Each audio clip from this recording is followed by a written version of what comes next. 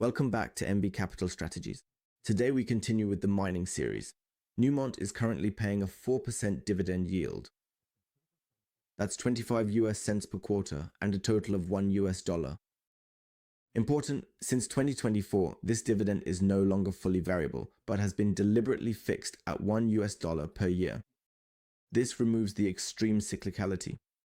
No more automatic dividend turbo when gold prices rise, but in return, much more predictability for dividend investors. And under the current conditions, what's crucial is this dividend is not just safe, it's rock solid covered.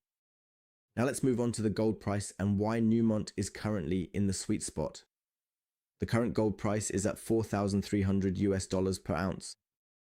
The spot futures are around $4,270 to $4,330. At the moment, we are in an all-time high zone. What does that mean? Newmont produces at costs of about $1,600 to $1,630 per gold ounce. The operating margins are currently extremely high and free cash flow is exploding.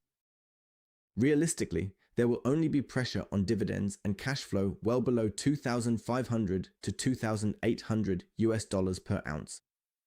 Only well below a gold price of $2,500 to $2,800. Newmont is currently not in risk mode, but clearly in cash flow maximization mode. Newmont at a glance. Why the stock is different. Newmont is the largest gold producer in the world. I know I said the same about Barrick Mining, but in fact, Newmont is bigger since 2023, I believe. Then production guidance for 2025, 6 million ounces. Here too, we have a growing share of copper due to the Newcrest acquisition. It is capital intensive but scalable. An important comparison. Barrick stands for stability and de-risking, while Newmont is about cash flow and payouts during the gold cycle. Newmont is no defensive core, but a dividend and cash flow lever as gold rises. Let's also take a look here at how I am invested. Overall, I only hold 2 shares. Back then, I bought them at €39.63 and €79.26. At the time, I already thought the price had risen quite a bit, which is why I didn't buy more. But currently, I have an unrealized gain of 119.9%. That corresponds to €90.28. And dividends that I have already received of €1.41. Let's also briefly look at the dividend yield here. Currently, the stock pays 90 cents. Exactly, and on December 22nd, I will receive the next dividend payment. The 52-week high and low ranged from 31 up to €87, currently at €83.40.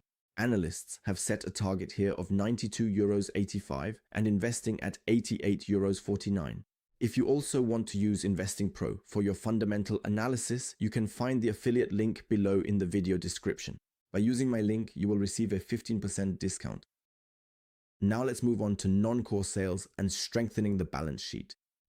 2025 is an extremely important step. We have generated over $3.5 billion from non-core asset sales, and the focus is clearly on Tier 1 assets. The balance sheet currently has $5 to $6 billion in cash. We have net debt close to zero, and we have reduced our debt since 2023 by around $3.9 billion. The result, the dividend is not financed by debt. There is flexibility for capex and distributions, and the risk has been significantly reduced. Now let's talk about the dividend model. The current structure, as already reported, 25 cents per quarter, $1 per year. The yield is currently around 4%. So we no longer have an automatic gold price upside, but we have a payout ratio in 2025 of 25 to 30% of free cash flow. The dividend has been deliberately chosen to be conservative. The focus is on sustainability rather than volatility. This means we have less of a dividend show, but more predictability and discipline. This is not a disadvantage, but exactly what institutional investors want: cash flow. Why Newmont will deliver in 2025. We have free cash flow in the third quarter of 2025 of $1.6 billion.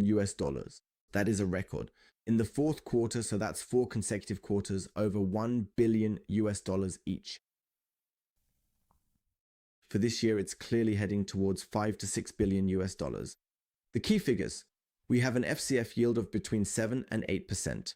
We have a ROE of 18%, and the buybacks are running in parallel with the dividend. Overall costs are at $1,600 to $1,630. With a gold price of $4,300, the margins are extremely high. Currently, Newmont is a cash flow machine running at full throttle. Now let's move on to the CEO change, which will take effect from 2026. Starting January 2026, Natasha Viljoen will become CEO. Tony Palmer will advise until March 2026. First woman at the top in 104 years. Former CEO of Anglo American Platinum. Over 30 years of mining experience. The market expects a focus on return on capital, cost control, quality over volume, and not sacrificing dividends but maintaining discipline. In the short term, we have higher capex and fewer special dividends. In the long term, more stable free cash flow, lower project risk, and more sustainable payouts. For dividend investors, this is rather positive, not negative. Now let's move on to the projects and capex in detail and why 2026 and 2027 are not warning signals, but rather a quality filter. Ahafo North in Ghana.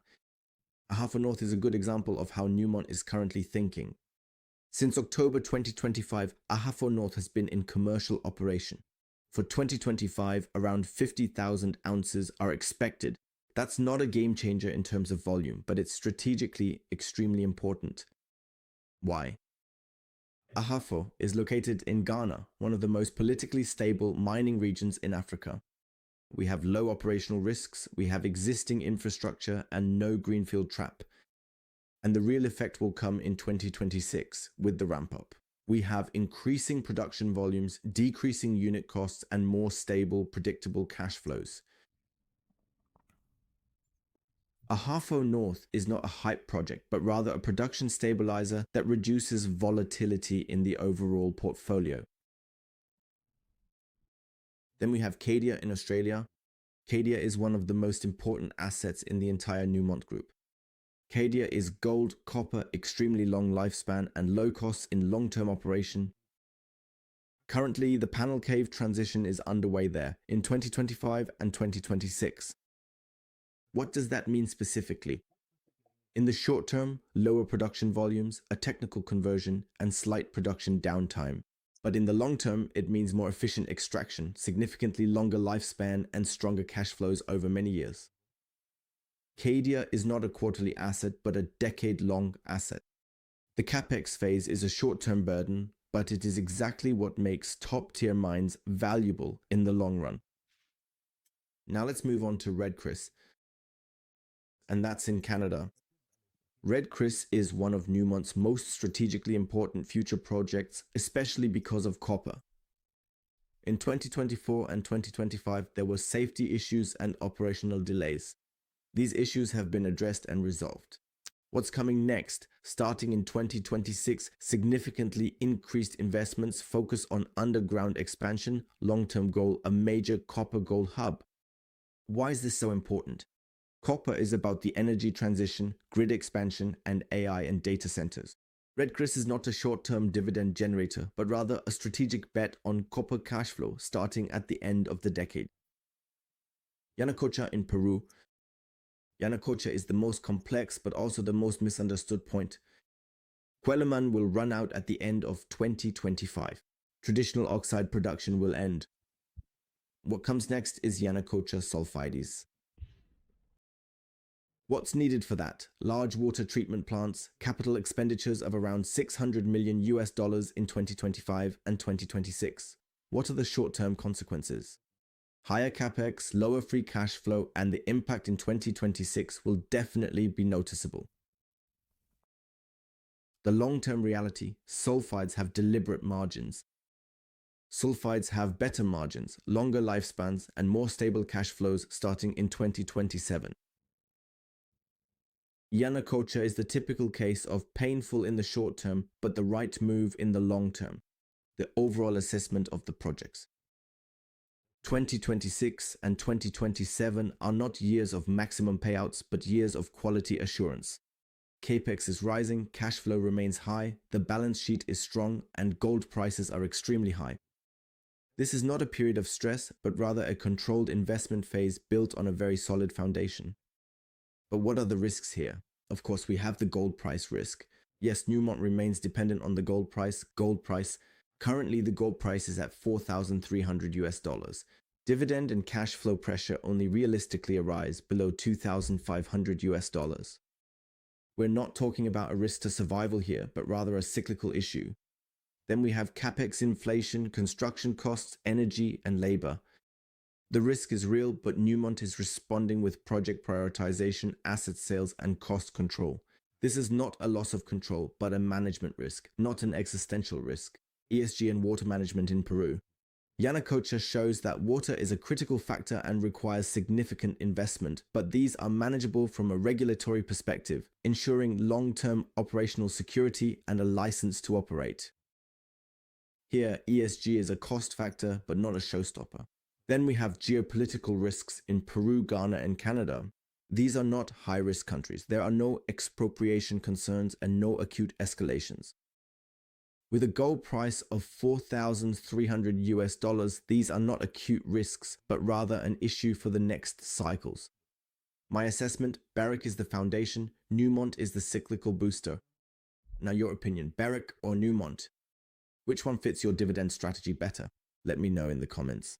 If you enjoyed the video, feel free to leave a like. If you haven't subscribed yet, I would appreciate it if you did so here. I wish you successful investing and look forward to welcoming you in the next video.